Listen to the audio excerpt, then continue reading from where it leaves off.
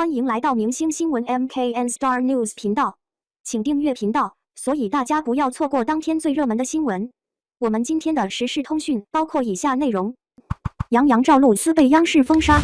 长篇漫画内涵甜宠偶像剧，指名杨洋赵露思。国产剧市场中，偶像剧可以说是一种长盛不衰的题材。当台湾的偶像剧风靡起来之后，国产剧市场也发现了偶像剧具备的巨大潜力，于是开始推出各种类型的偶像剧。台湾现在的偶像剧正在不断创新，积极尝试与悬疑等不同题材相融合，给观众带来更多惊喜。然而，国内的偶像剧却一直在挑战观众的舒适区，将其他题材的作品转向偶像剧方向。01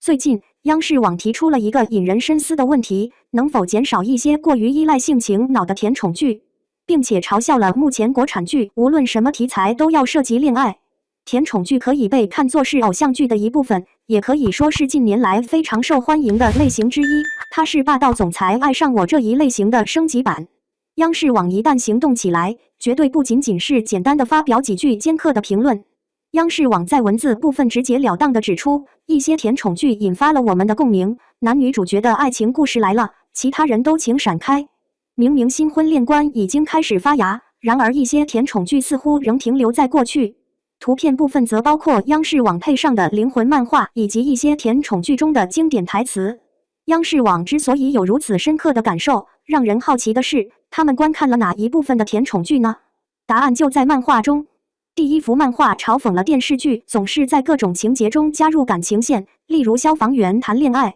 以电竞为借口谈恋爱，甚至连抗战都能在战壕里谈恋爱。国产偶像剧一直秉持着将爱情视为至高无上的原则，男女主角在剧中可以缺乏正确的价值观和常识，但绝对不能没有爱情。因此，职业可以用来服务于爱情，这也是第2章漫画中职业身份都是谈恋爱的陪衬一句话所吐槽的内容。所有观众都对这个陪衬毫不意外，例如，如果男主是消防员，那么女主家里就肯定会发生火灾；如果男主是医生，那么女主的家人就必定会患上癌症。男主的职业有广阔的发展前景，尽管剧中不必强调他的敬业精神，但一定要凸显他为了女主愿意放下工作的决心。观众已经司空见惯了在第3章漫画中描绘的缺乏常识的情节。国产偶像剧通常在各个方面都存在缺乏常识，包括医学、物理学和生物学等。如果没有一些意外的发生，男女主角的感情很难顺利发展。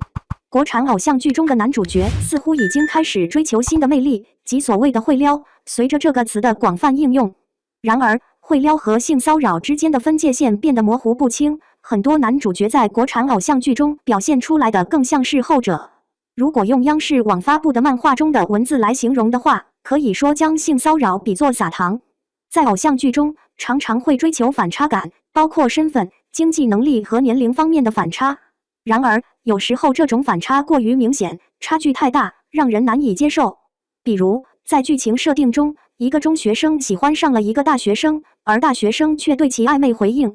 男女主角在偶像剧中都坚守着爱情至高无上的信念，他们为了追求真爱甘愿放弃许多事物，包括放弃升学、放弃工作以及放弃与父母的联系。似乎只有通过牺牲一些东西来证明爱情的伟大，才能更加凸显其价值。父母辛辛苦苦养育了10几年，可一碗白粥却更胜一切。爱人不断指出你的种种缺点，却用自己深深的爱来证明他对你的情感。他为了你的福祉，让你舍弃工作，专心在家当一个贤妻良母，这是现代社会的情况。而在古代，他为了爱你，不顾苍生疾苦，甘愿让世间百姓陷入苦难之中。然而，令人难以置信的是，你竟然真心实意地被感动了。这种观念正是国产偶像剧中所宣扬的爱情观。大女主题材作品自从《甄嬛传》之后不断涌现，然而随着数量的增加，却发现真正的大女主角越来越稀缺。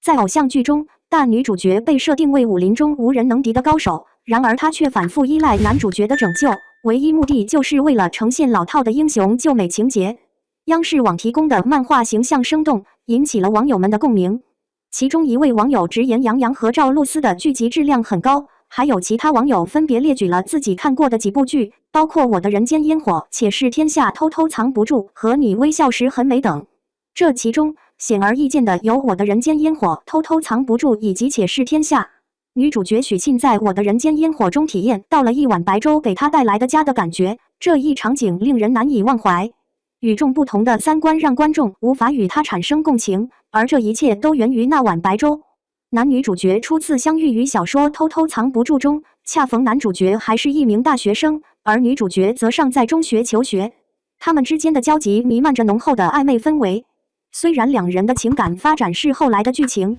但观众难以接受这样早期出现的爱情线索。在《且试天下》这部作品中，女主角被设定成了武林出类拔萃的高手，然而她却屡次受伤，并且每次都需要男主角的救助。虽然英雄救美的情节本身并没有什么问题，但是为了呈现这样的情节，却无视了许多常识和女主角的人设，这实在令人难以接受。当我的人间烟火、偷偷藏不住和且试天下分别呈现漫画中的片段时，网友们立刻联想到了剧中的主演，诸如杨洋、赵露思和王楚然等等。然而，不能仅将剧情中的不合理归咎于演员们。演员不是不想挑选精良的剧本，只是他们也面临自身的困境，就像巧妇无米之炊一样，难以实现他们的愿望。而且，演员往往处于一个矬子里面拔将军的境地。投资者偏爱潜力巨大的项目，也倾向于邀请备受瞩目的演员来出演。然而，他们却过分追求知名度，而忽视了作品质量的思考。国产偶像剧难道真的毫无可取之处吗？并非如此，因为总会有一些人在角落里用自己微弱的力量散发着光芒。在过去的2年里，国内产的偶像剧也涌现出一些备受赞誉的作品，如《变成你的那一天》和《我可能遇到了救星》等低成本网络剧。小成本的网剧很难吸引大量观众，这也是国内偶像剧市场面临的一大问题。口碑好的作品没有高收视率，而有很高收视率的作品剧情却充满了问题。国产偶像剧的春天将在资本开始重视质量、编剧获得话语权的那一天降临。